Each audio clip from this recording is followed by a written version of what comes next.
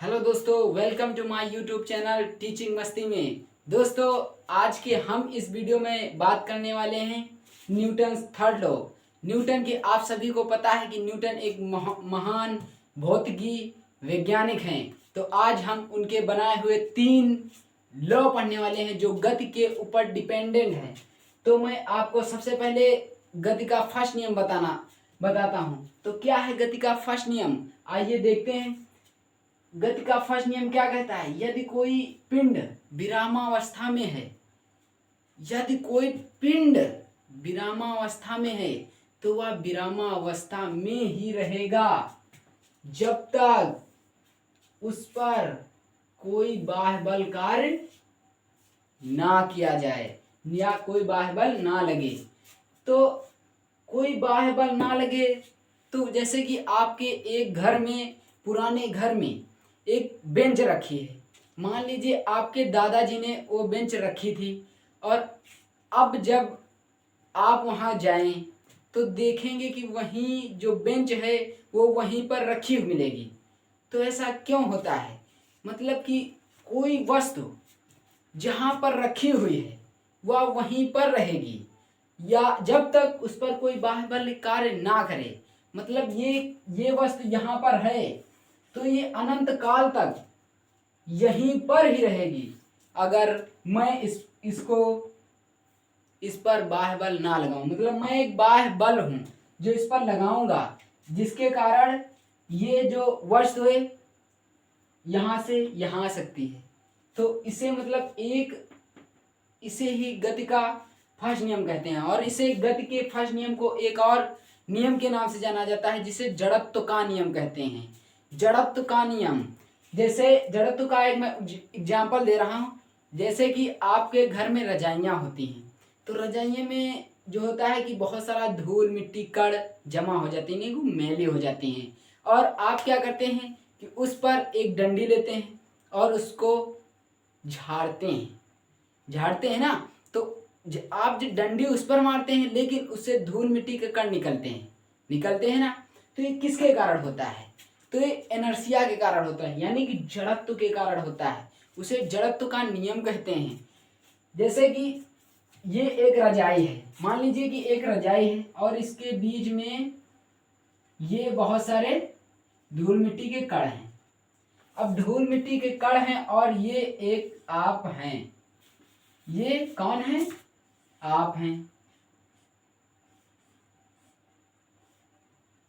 और ये आप एक छड़ लिए इस पर मार रहे हैं। अब आप जब ये छड़ इस पर मार रहे हैं तो क्या हो रहा है कि ये जो रजाई है वो थोड़ा दब रही है। और जब ये नीचे दबेगी तो इसके धूल मिट्टी के कण हैं जो ये यहाँ पर हैं। अगर मान लीजिए ये यहाँ तक आ गए, मान लीजिए अब यहाँ तक दब गई, तो ये जो धूल मिट्टी के कण हैं ये बाहर निकल जाते हैं। तो आपको लगता है कि हम जब मार रहे हैं तो वो गति कर रहे हैं, लेकिन ऐसा बिल्कुल भी नहीं है कि वो तो अपनी जगह पर स्थिर हुए हैं। आप सिर्फ उनकी रजाई जो है पीट रहे हैं, रजाई को आप नीचे दाब रहे हैं, लेकिन धूल मिट्टी के जो कण हैं वो अपनी अवस्था में हैं, वो अपनी अवस्था में ही रहना चाहते हैं, इसीलिए वो रजाई से बाहर निकल जाते हैं। तो इसे ही जड़त्व का नियम भी कहा जाता है। मैं आपको एक और एग्जांपल बताता हूँ। जैसे कि आपने छोटा सा जब पेड़ लगा होता है, किसी भी फल का हो या फूल का हो, और आप क्या करते हैं, उसको पकड़ते हैं और उसे जोर से हिलाते हैं। जब आप जोर से उसे हिलाते हैं तो पत्ते, फूल और फल नीचे गिर जाते हैं। ऐसा क्यों होता है? ऐसा क्यों होता है? वो इनर्शिया के कारण ही होता है। इनर्शिया के कारण मतलब वो जो फल पत्ते हैं वो अपनी अवस्था में, मतलब अपनी जगह पर ही रहना चाहते हैं, और आप क्या करते हैं, उस पर एक बाह्य बल लगाते हैं। मान लीजिए ये एक पेड़ है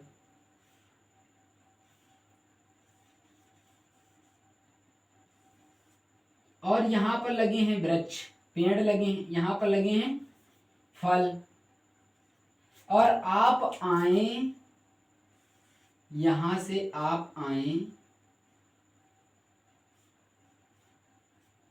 और इसे पकड़ें।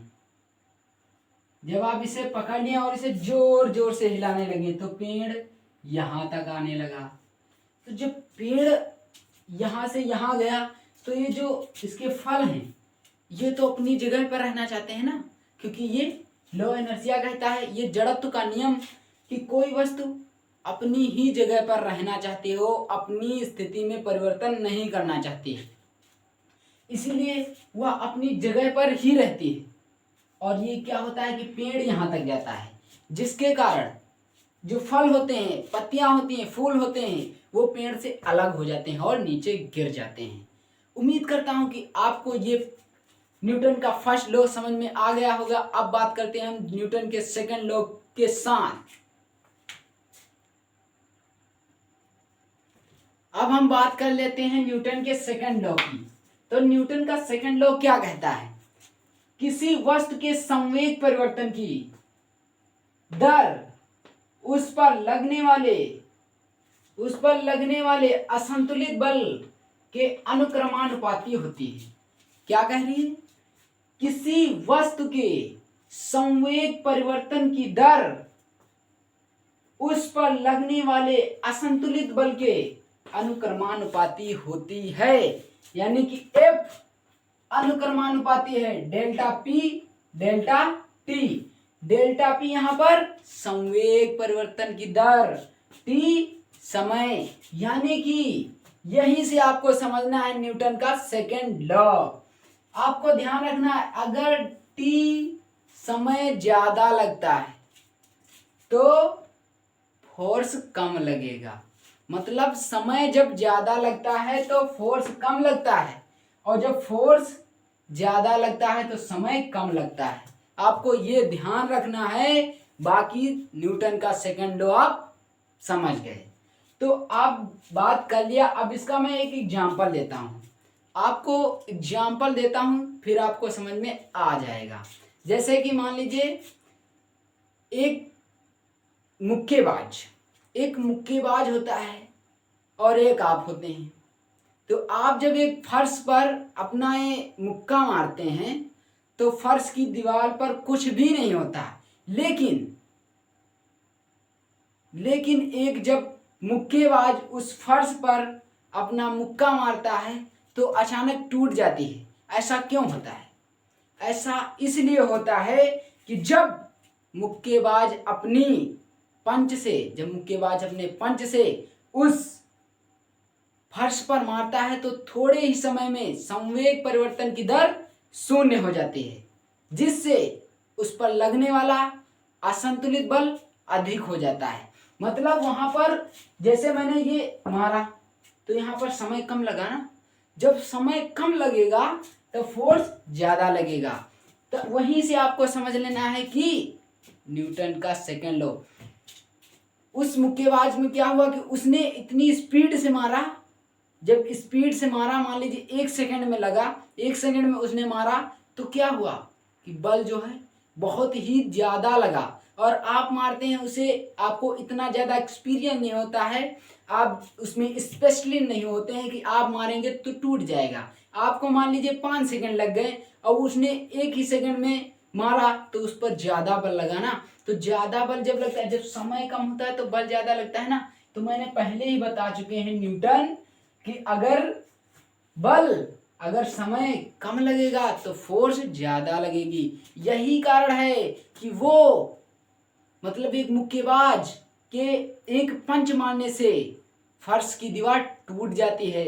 और दूसरा एग्जांपल जैसे बता रहा हूं मैं कि आपने जब कभी मैच खेला होगा, क्रिकेट खेला होगा, तो क्या होता है कि जब एक गेंद आती है, एक बल्लेबाज ने गेंद मारा और आप बाउंड्री पर लगे हुए हैं। तो बाउंड्री पर जब आप लगे हुए हैं तो जब गेंद आती है तो आप जब कैच पकड़ने के लिए दौड़ते हैं तो कैच पकड़ते हैं और अपना हाथ पीछे लाते हैं। आप अपना हाथ क्यों पीछे लाते हैं? आप अपना हाथ क्यों पीछे लाते हैं? क्यों लाते हैं? देखिए, जब एक बल्लेबाज गेंद को मारता है, गेंद मान लीजिए गेंद 50 मीटर दूर है, 60 मीटर दूर है, तो वहाँ से उसको आने में बहुत ज़्यादा समय लगता है ना, समय लगता है।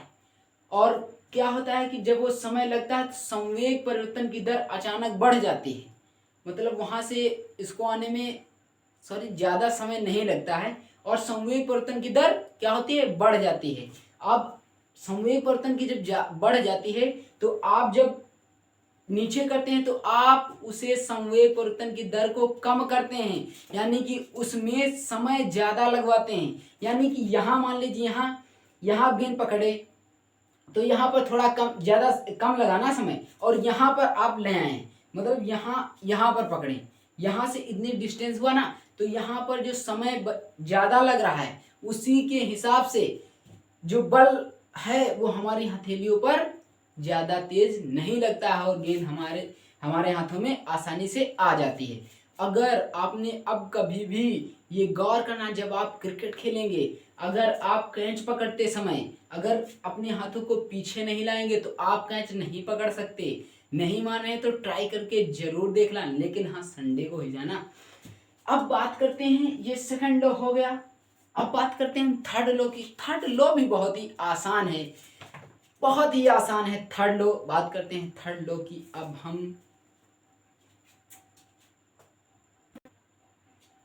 अब बात कर लेते हैं हम न्यूटन के थर्ड लॉ की। मतलब सेकेंड लॉ तो हो चुका है, थर्ड लॉ की बात करनी है। तो तीसरा नियम क्या कहता है, मैं आपको ये सिंपली मैंने एक ये बनाई है परिभाषा, लेकिन है तो बड़ी सरल, लेकिन मैंने आपको इतनी सरल और बता दी है कि आपको तुरंत समझ में आ जाएगा कि जब भी मतलब दिन भर में एक दो बार आपको तो याद आ ही जाएगा कि न्यूटन्स का ये थर्ड लॉ है। तो कैसी होगी, मान लीजिए, देखिए मैंने कैसे बनाया है। तो यदि कोई व्यक्ति, मान लीजिए यदि कोई व्यक्ति दूसरे व्यक्ति को थप्पड़ मारता है, आपको मारा कोई थप्पड़, या आप देखते हैं ना कि आप देखते हैं कि जब पड़ोसी या आसपास के देखते हैं कि कोई दूसरे को बहुत तेज मारता है ना, थप्पड़ मारता है, तो न्यूटन का थर्ड लॉ क्या कहता है, अभी आपको समझ में आ जाएगा कि वो ही नहीं उसे थप्पड़ मारता है, बल्कि वो जो जिसे मारता है वो भी उसे थप्पड़ मारता है। लेकिन कैसे मारता है, यदि कोई व्यक्ति दूसरे व्यक्ति को थप्पड़ मारता है तो वह भी व्यक्ति उसे थप्पड़ मारता है।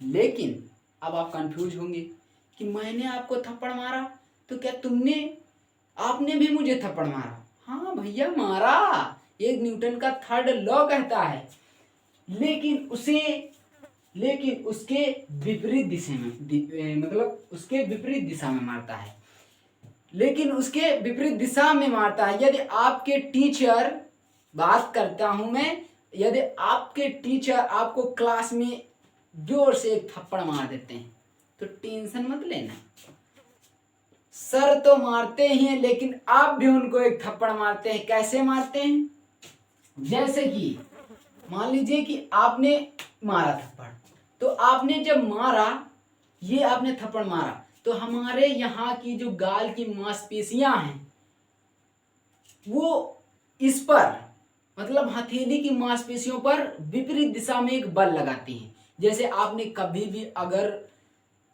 दीवार या किसी ठोस जगह पर आपने हाथ मारा हो, तो आप अगर नहीं मारा है तो मार लेना, ज़्यादा तेज मत मारना वरना आपके हाथ में लग जाएगा।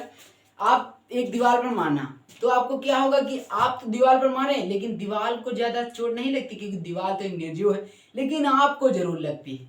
क्यों लगता है, आपने कभी सोचा ही नहीं होगा। लेकिन अब मैं जो पढ़ा दिया हूँ, बता दिया हूँ कि न्यूटन का थर्ड लॉ क्या होता है, तो आप जब भी मारेंगे या जब भी आपके सामने कोई किसी को मारता होगा तो आप समझ जाएंगे कि वो न्यूटन का थर्ड लॉ है। तो आप मारे, दीवार पर एक मार दिए, तो आपको क्या होता है कि दीवार पर नहीं लगता है, बल्कि आपके हाथ में लगता है ना। तो आप भैया दीवार पर मारे, लेकिन लगता आपके हाथ में है। तो कैसे होता है, जब आप दीवार पर मारते हैं, आप जितनी स्पीड में मारते हैं, जितनी ताकत लगाकर मारते हैं, उतनी ही जोर मतलब उतनी ही ताकत से दीवार आपको मारती है, मतलब एक विपरीत दिशा में। इसे क्रिया प्रतिक्रिया बल, इसे क्रिया प्रतिक्रिया बल के रूप में जाना जाता है। मतलब आप ये देखिए F बराबर माइनस F, मतलब आप ये बल लगाए तो दूसरा पिंड जो है माइनस दिशा में बल लगाएगा। जैसे कि आपने ये एक व्यक्ति है ये एक व्यक्ति है और इस व्यक्ति को उसने मार दिया थप्पड़।